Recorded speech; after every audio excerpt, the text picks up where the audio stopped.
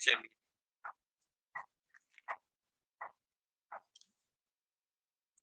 हाँ बेटा शुरू किया जाए। पहले प्रॉब्लम रखिए। Everything clear? आइए, तो कल हम आपसे जब बात कर रहे थे तो हम लोग आ गए थे इस बात पर कि समांतर चतुर्भुज का नियम क्या होता है और इस नियम से हम वेक्टर को कैसे जोड़ेंगे। Are you happy? चलो बोर्ड पे। तो हम कैसे जोड़ेंगे और कैसे उसका रिजल्टेंट वैल्यू निकालेंगे? Am I right? तो कैसे जोड़ेंगे और कैसे निकालेंगे, तो कल हम इसकी शुरुआत कर चुके हैं और डायग्राम बना के रुक गए हैं। तो अब कल बोले थे ना कि जहां तक बना लिया उसके आगे, तो इसलिए आज मैं फिर से नहीं जाऊंगा और अब आप हमें डायग्राम बताएंगे। आप लोग बोलिए, अभी मैं पूछूंगा तो आप लोग नाम बता दीजिएगा। यही है ना कल का? बोलिए, इसका क्या नाम है? पी। बोलिए, ये आर है, टी यू था, टी। क्योंकि जो नाम आप लिखे वो बताएंगे, नहीं तो हम दूसरा लिख देंगे तो आपको बनाना पड़ जाएगा। यहाँ यहाँ डी है, यू है, और ये कोण थीटा है, ये भी थीटा है, और इससे आपने मिला दिया था और इसी को हम लोग रिजल्टेंट वैल्यू कहते हैं। ये था वेक्टर ए, ये था वेक्टर बी। इसमें कोई डाउट है? तो कल का आपका जो रूलिंग है बस 1 मिनट में बात आपको दिखा देता हूं। आपने कहा था कि अगर दो वेक्टरों को संलग्न भुजा मानकर उससे समांतर चतुर्भुज बना दिया जाए तो इन वेक्टरों का परिणामी मान वह वाला विकर्ण होगा जो उसके कटान बिंदु से होकर जाता है। सही है? तो इसीलिए हम लोगों ने यह तय किया कि अगर हमें इस वेक्टर और इस वेक्टर का परिणामी मान चाहिए तो हमको इस विकर्ण की लंबाई निकालनी पड़ेगी, क्योंकि यही हमारा ये नियम बोल रहा है। तो शर्त वगैरह तो कल की हो गई है, अब डेरिवेशन शुरू करते हैं। तो अब यहाँ लिख देते हैं, अतः सिद्धांतानुसार। बोलो बेटा, कोई डाउट है? हाँ। सिद्धांतानुसार क्या कि दोनों वेक्टरों का परिणामी मान, तो यहाँ लिख दे रहे सिद्धांतानुसार वेक्टरों का। अब ध्यान से सीखना लिखना सब शुरू करना, क्योंकि आज तुम्हें कई रहस्यों का ज्ञान होने वाला है जिससे तुम्हें न्यूमेरिकल लगाना होगा। तो सिद्धांतानुसार वेक्टरों का परिणामी मान, क्या नियम पढ़ाया गया? वह वाला विकर्ण होगा, यही ना, जो उसके कटान बिंदु से, इसका परिणामी मान बताओ, ये वाला विकर्ण होगा। यानी परिणामी मान बराबर विकर्ण कौन सा है पढ़ लीजिए, पीडी की लंबाई। अरे ओके, तो अब हमने परिणामी मान को डिनोट कर रखा है आर से, तो बोलो आर इज इक्वल टू, बोलो पीडी की लंबाई इज इक्वल टू पीडी। सही है? Equation number. अब चलो समझो कि कैसे पीडी की लंबाई निकाली जाएगी। तो बेटा आप 9-10 में जब थे ना तो आपको कुल 4-5 प्रमेय पढ़ाई गई थी। पढ़ाने को तो कई प्रमेय पढ़ाया गया होगा, लेकिन 5 प्रमेय त्रिभुज से जुड़ी हुई थी। अब आप पढ़े हो या नहीं पढ़े हो वो आप बताना। पहला प्रमेय थी न्यून कोण त्रिभुज की प्रमेय, दूसरा अधिकोण त्रिभुज की प्रमेय, तीसरी समकोण त्रिभुज की प्रमेय, चौथा अपोलिनियस का प्रमेय। अरे तो इन सब में आपने समकोण त्रिभुज का भी प्रमेय पढ़ रखा है। अब आपको पता है कि समकोण त्रिभुज का प्रमेय वहां लगता है जिसमें एक कोण कम से कम 90 अंश है ना। यहाँ तो आप देख करके भी देख सकते हैं, यहाँ तो कोई 90 अंश नहीं है। तो इसलिए हम क्या करें, जिस भी कण की लंबाई निकालनी है वहां से लंब डाल दें। देखिए, तो अगर हम यहाँ से लंब डाल दें और ये कहीं किसी बिंदु पर काट दे तो बोलो अब ये कितने अंश का हो जाएगा। और अब डी एम पी देख रहे हैं, ये देखिए रेड कर रहा हूं ये। अब बताइए समकोण त्रिभुज बन गया कि नहीं बन गया। अब बन गया तो अब पाइथागोरस लग जाएगा। बोलो 90 अंश के सामने की भुजा को कर्ण कहते हैं। बोलो ये लंब डाले थे, ये टोटल बताओ आधार हो गया। और हमको ये नियम बोला था कि आपको परिणामी मान जो मिलेगा वह विकर्ण की लंबाई के तुल्य होगा। तो हमको ये विकर्ण चाहिए, तो बोलो अगर ये लंबाई चाहिए तो अब हम इस त्रिभुज का इस्तेमाल करके निकाल सकते हैं कि नहीं, पाइथागोरस के प्रमेय से। सही है, तो बगल में ले लेते हैं, चला जाए। देखिए लिख दिया पीडी की लंबाई, अब यहां लिख दिया समकोण त्रिभुज डी एम पी में। हाँ, जिसको आए वो बोले, नहीं आए वो खड़ा होके पूछे डी एम पी। बताओ समकोण त्रिभुज के लिए जो प्रमेय पढ़े थे उसे पाइथागोरस का प्रमेय कहते हैं। तो लिख दो पाइथागोरस के प्रमेय। अब सब बच्चे पाइथागोरस का प्रमेय तो पढ़ लिए हैं, कर्ण का वर्ग बराबर लंब का वर्ग प्लस आधा। लिख दिया कर्ण का वर्ग बराबर लंब का वर्ग प्लस। अब चित्र देख के बताओ कौन है कर्ण, ये पीडी, पीडी स्क्वायर। बोलो कौन लंब है, डीएम स्क्वायर। बोलो कौन आधार है, पीएम स्क्वायर। अब कोई दिक्कत। अब समीकरण 1 में बोलो पीडी का मान पता है, यही ना निकालना था, तो यहाँ रख देते हैं। बोलो आर स्क्वायर बराबर डीएम स्क्वायर, डीएम का मान नहीं पता। अब पीएम देखो, तो पीएम तो नहीं पता लेकिन पीक्यू पता है, तो क्या पीएम को पीक्यू प्लस क्यूएम लिख सकते हैं। पीक्यू प्लस क्यूएम का होल। समस्या है। हाँ, जिसको ना आए बेटा खुल के बात करना, छिपाना नहीं अपने। अब बोलो ये a प्लस बी का होल स्क्वायर है। बोलिए डीएम स्क्वायर a प्लस बी का whole square.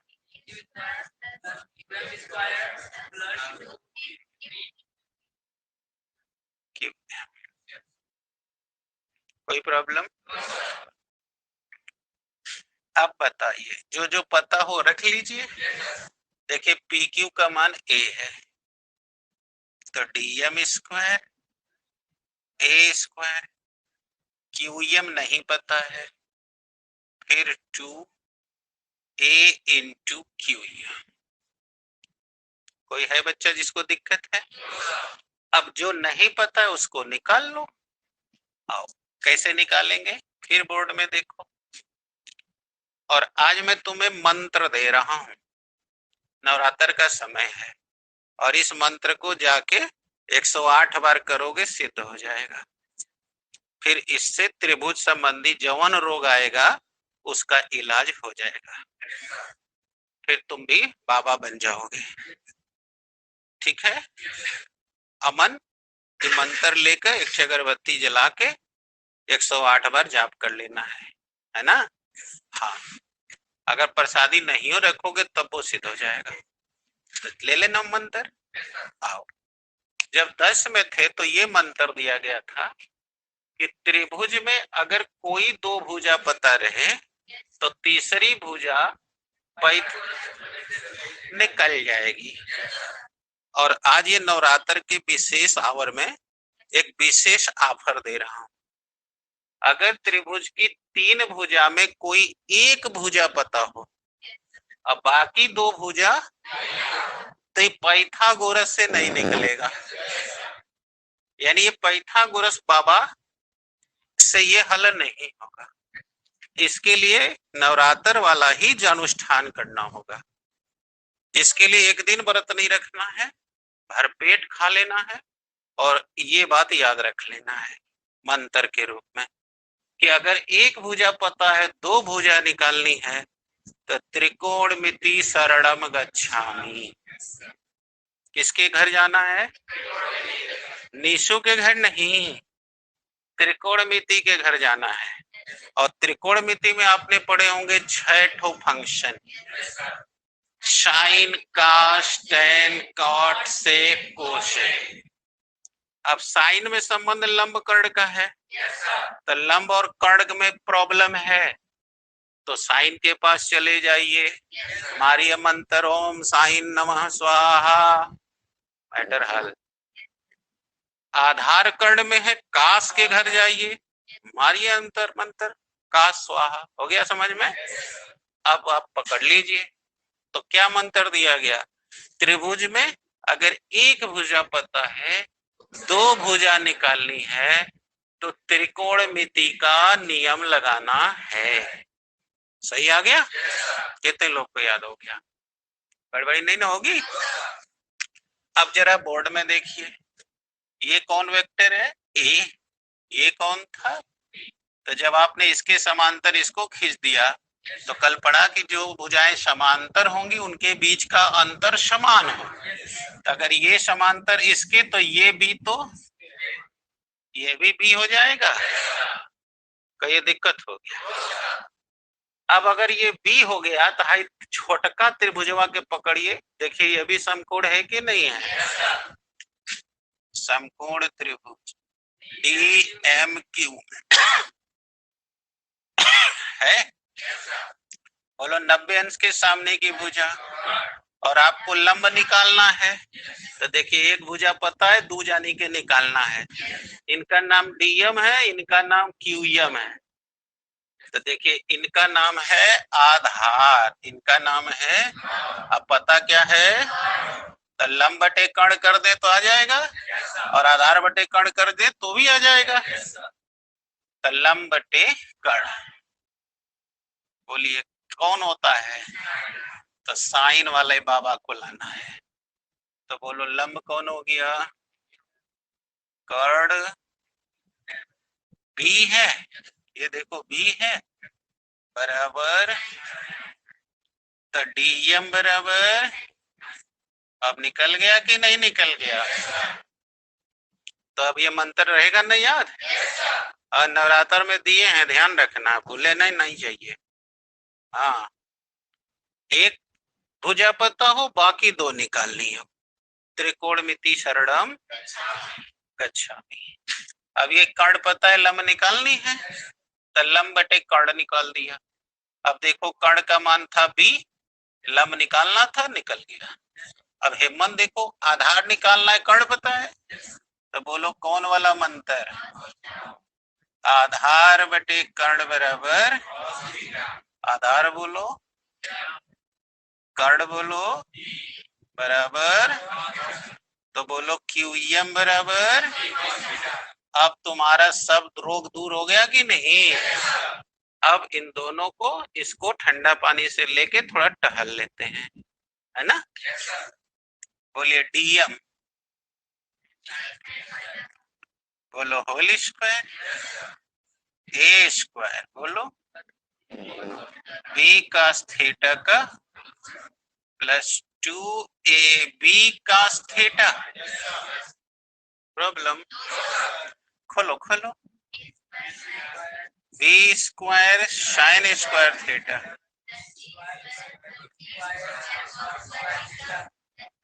2ab cos theta.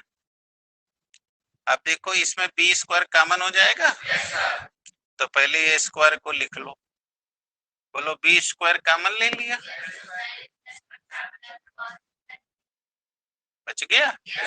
अब क्या बच गया, 2ab cos थीटा आया। अब ऊपर चलो, बोलो आर स्क्वायर बराबर ए स्क्वायर बी स्क्वायर, इतना माने तो 1 का गुणा करेंगे तो, और अब बोलो cos थीटा। तो अब बोलो आर बराबर under root a b cos theta. आ गया परिणामी मान। इसका मतलब कि जब तुम त्रिभुज विधि वाला नियम लगा रहे थे तो इंची रोल लेके कुल नाप रहे थे। अब यहाँ नापने वाला झंझट खत्म। अब जो दो वेक्टर को जोड़ना है उसके बीच का जो कोण दिया है, अब उसका परिणामी मान देखो, ये सूत्र बता देगा। कैसे, a square plus b square plus 2, यानी पहला वेक्टर का मान रखो, दूसरा रखो, और फिर कास का कोण रखो, हल कर लो, आ जाएगा परिणामी। क्लियर हो गया कि भी नहीं आया? कितने को आ गया? यानी कि अब जब तुमको परीक्षा में लिखा रहेगा कि एक वेक्टर ए इतना है, बी वेक्टर इतना है, बीच का कोण इतना है, तो बताओ इसका परिणामी मान क्या होगा। तो अगर लिखा है त्रिभुज विधि से करो तब तो वही करना होगा, और यदि उसमें लिखा है कि विधि का नाम ही नहीं दिया है तो जाहिर है हर बच्चा इसी को इस्तेमाल करेगा। तो अब तो ये लग गया। अब आप इस्तेमाल कर लें तब ना आपका विश्वास बनेगा। तो पहले इस्तेमाल करें फिर विश्वास करें, है ना। पहले तो लहा लें। अब कोई डाउट है? डेरिवेशन में कोई तकलीफ? किसी को लेके इसको जुकाम बुखार या पेट में दर्द? मंत्र दे दिए हैं, याद रहेगा ना, कर लीजिए।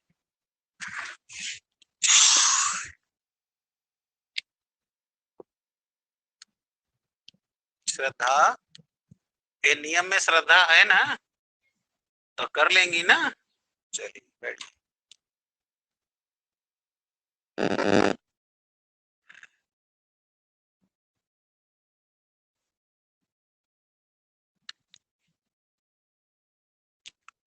दिक्कत है? आ गया?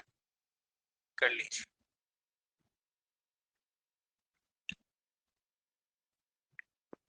आप लोग को ये बताए हैं ना कि जो परीक्षा होने वाली है सब ऑब्जेक्टिव होगी, पांचों विषय में, यानी हिंदी इंग्लिश जो भी 5 विषय पढ़ते हैं हर पेपर ऑब्जेक्टिव रहेगा।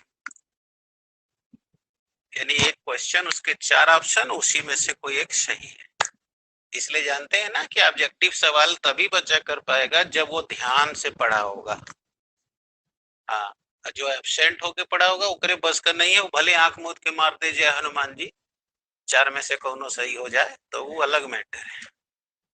तो जानते ही हनुमान जी मदद नहीं करते हैं, क्योंकि हनुमान जी खुद कर्मठ रहते हैं।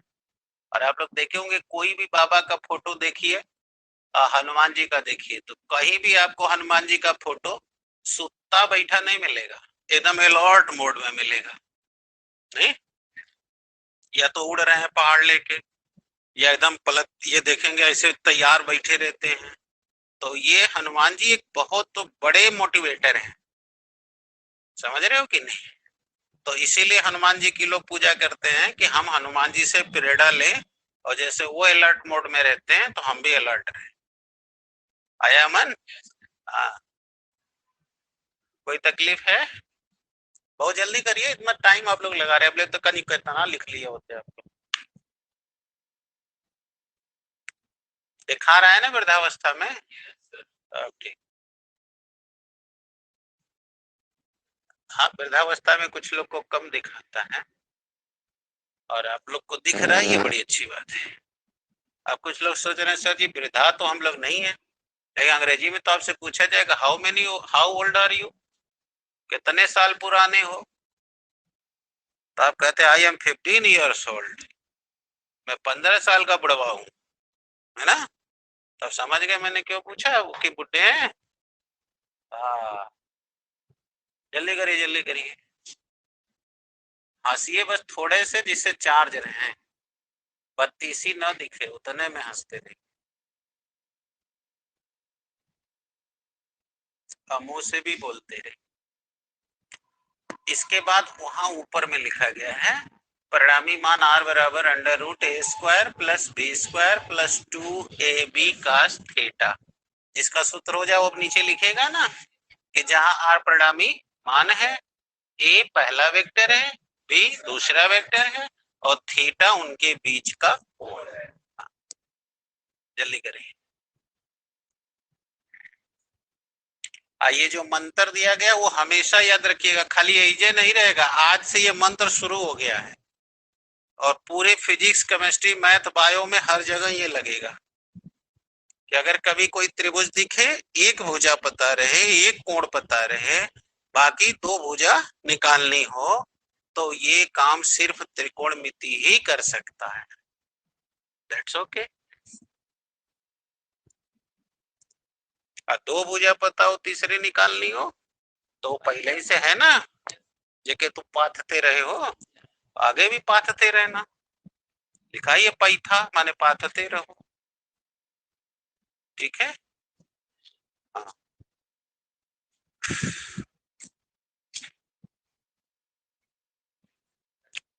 पीछे बुजुर्गों सुनाई नहीं दे रहा है? ओके।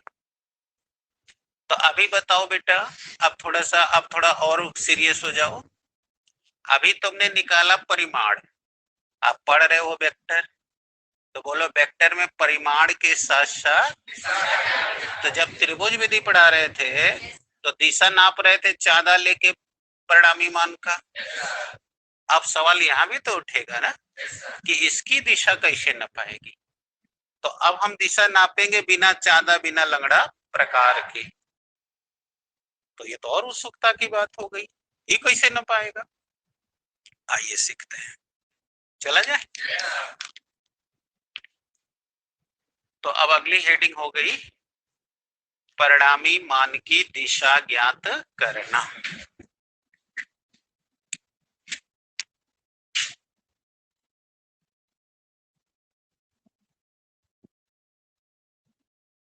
दिशा ज्ञात, हाँ भाई, जो लोग खींच रहे हैं वो थोड़ा संभाल के खींचे, अगल बगल वाला उनके नाक में न घुसे, इसलिए वो मास्क लगा ले। राइट है। हाँ, जेकर जेकर जुकाम है वो मास्क लगा ले, तो मास्क से गर्मी बनी रहेगी और अगल बगल वाला आपके नाक में नहीं घुसेगा और न आपके द्वारा उसमें घुसेगा। क्लियर है? साइंस इस्तेमाल कर लें। तो तैयार हैं? अब ये कौन है? डीएम, ये रहा डी साइन थीटा, एक का नाम लिख देते हैं, राइट है। और ये कौन है? QM, b cos theta. और हम क्या चले थे पता लगाने? परिणामी मान की दिशा। अब चित्र देखो, अब नीचे वाला थोड़ा हम कर दे रहे हैं, हटा दे रहे हैं, इरेज कर दे रहे हैं ताकि अगली दुकानदारी हो जाए, है ना। आइए देखें, बताओ यही ना है आपका परिणामी मान।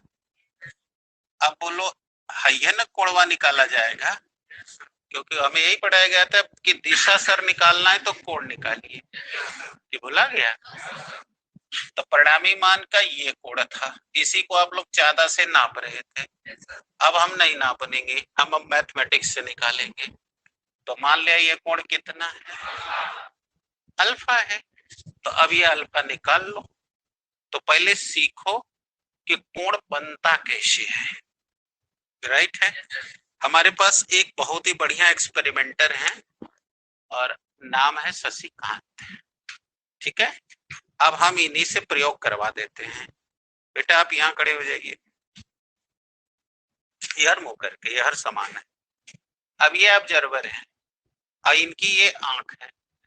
अब इनको यहाँ देखना है, हम भी देख रहे हैं, और अगर हम चाहें कि पूरा एक बार देखें तो हमको आंख उठाना पड़ रहा है, इसका मतलब कोण बढ़ाना पड़ रहा है।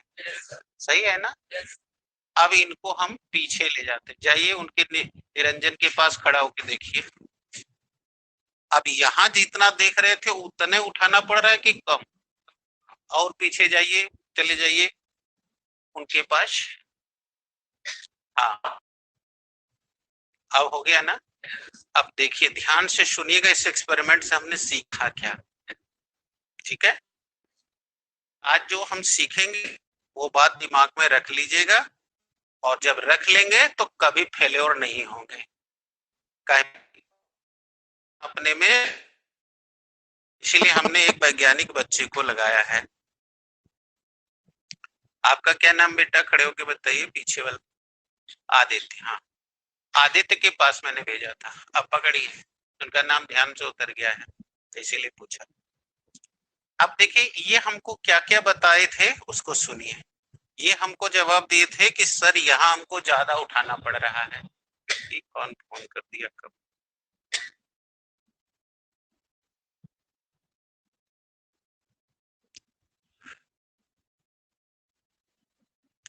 यही दिक्कत है, सब फोन करते रहते हैं सर। वो वाली मोबाइल गार्ड फोन करता है।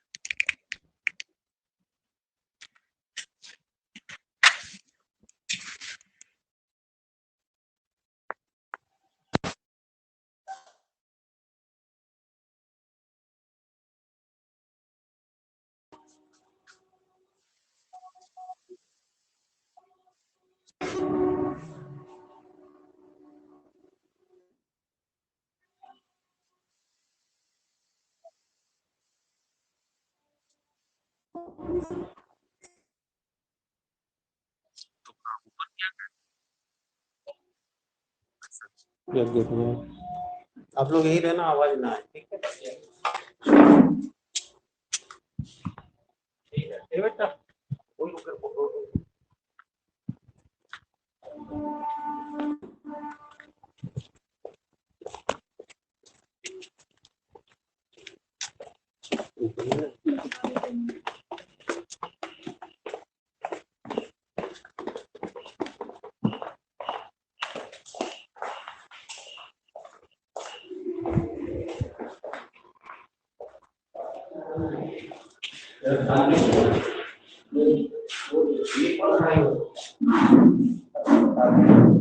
शांति से बैठना, आवाज ना आए कोई।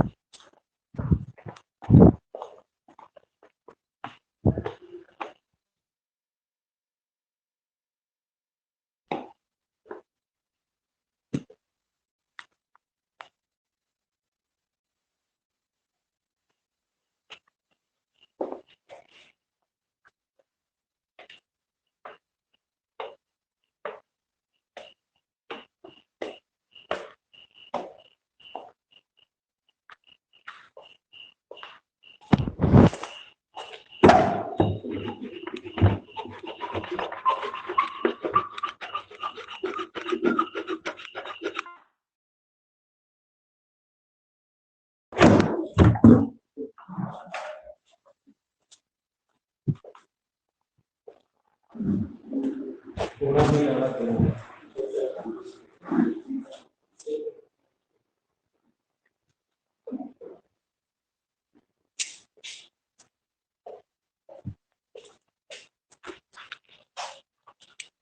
मानसी बोल रही हूँ पति सकते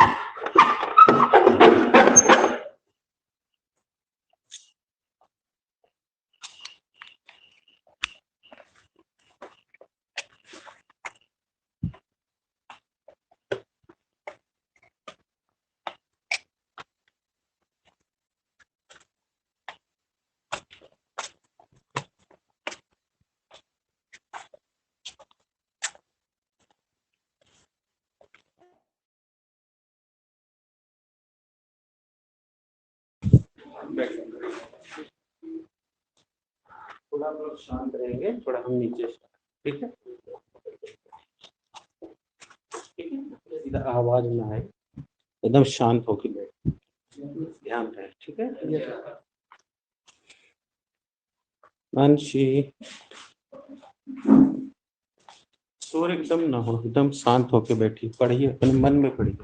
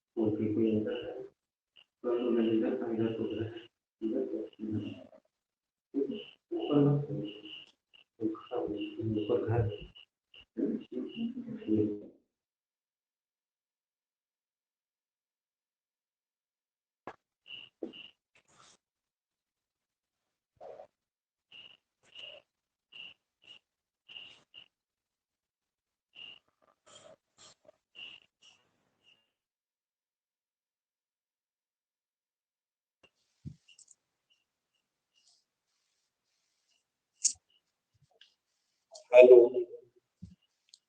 कौन है? अच्छा अच्छा अच्छा। इधर उधर नहीं जा रहे हैं ना?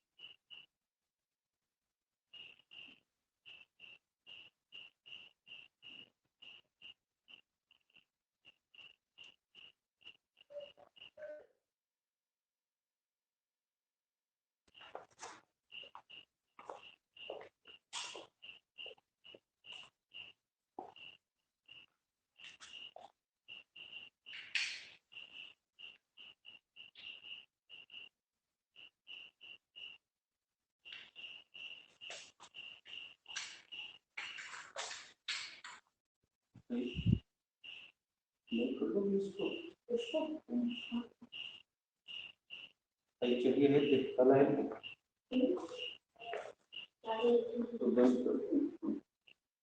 तो चलो बंद कर लो।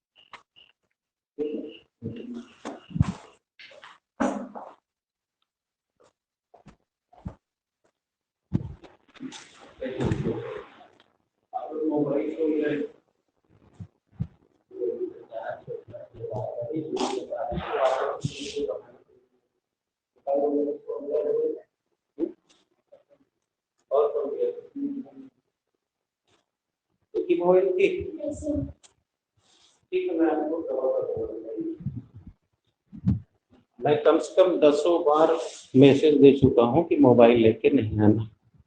आपको मैं अच्छी तरह से कल आपसे कब मैंने कहा था कि सौरभ को बोल दो कि मेरे से आकर मिले।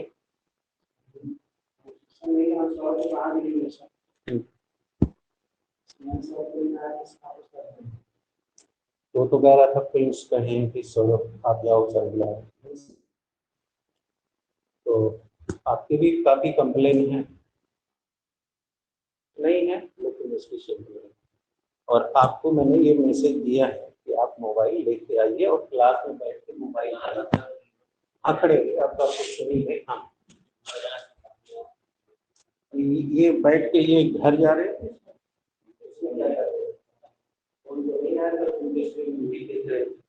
गाना सुन रहे थे।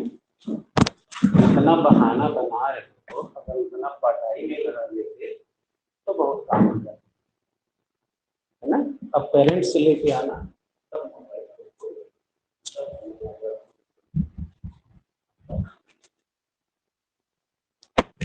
आप लोग जो है बैठ के पढ़िए, भी समय नहीं होता। थोड़ा शांत होकर जो पढ़ाई लिखाया गया है पढ़िए, जो पढ़ना है उसको पढ़ने दीजिए, जिसको नहीं पढ़ना उसको उसे रहने दीजिए। फिर हम आते हैं तो पढ़ा रहे हैं, लेकिन शोर ना हो।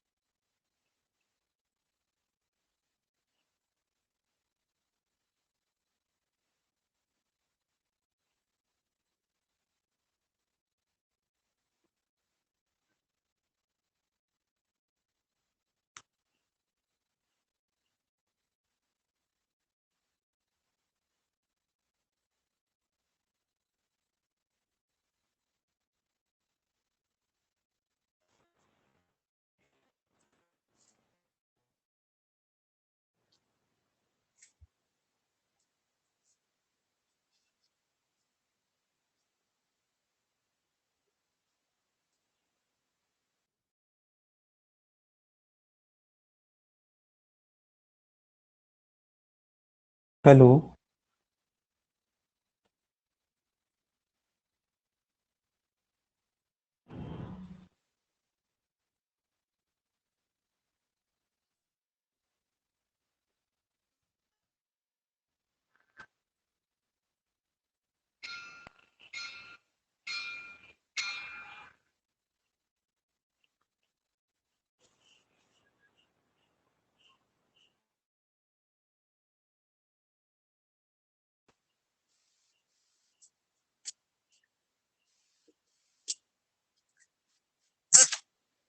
हेलो।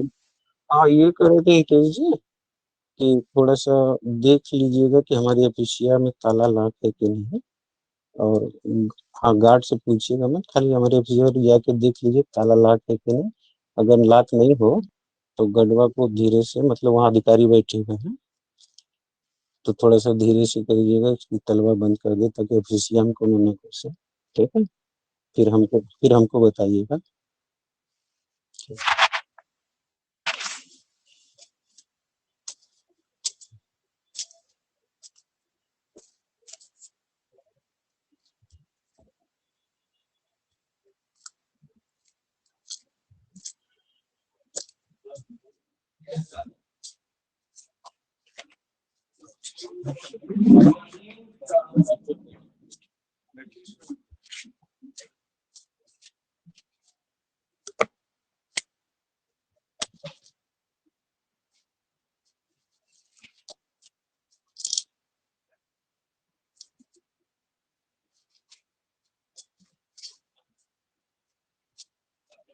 समझाते।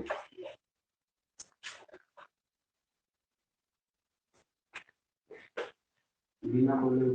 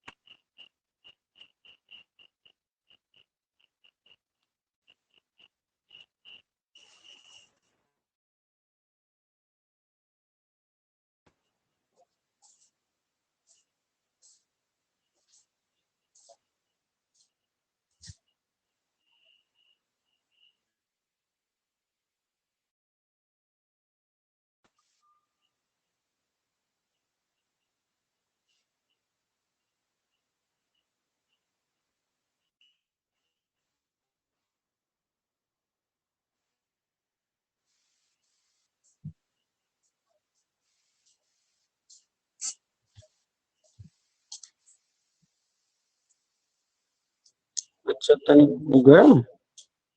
अच्छा अच्छा।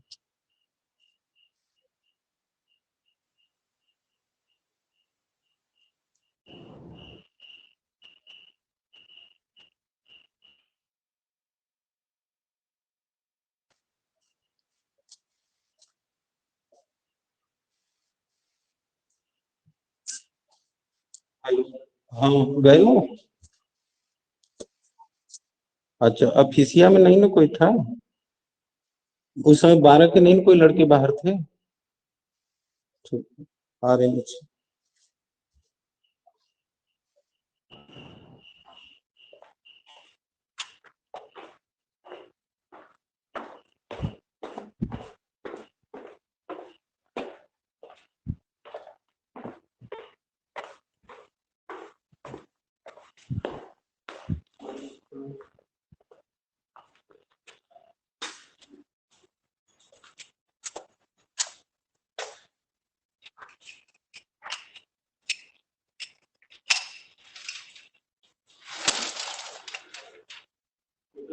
के हैं जो टिकट बने हैं 11-12 और वो एसडीएम पोर्टल पे डालते हैं तो प्रोजा के एसडी के प्रिंसिपल से पूरा घूम करके देख के 11 के देखिए आपके पीछे पड़े हो पड़े ही रहेंगे। आप अगर लाना है आपको क्या करना है तो आप एक रजिस्ट्रेशन इमीडिएट करवाइए कोचिंग का और इस कैंपस से अलग कहीं चलाइए। ये जो है बहुत जरूरी है तो करा लीजिए मिली जुली जागृति। शिकायत कुछ हैं जो वास्तव में इसी पीछे ही पड़ गए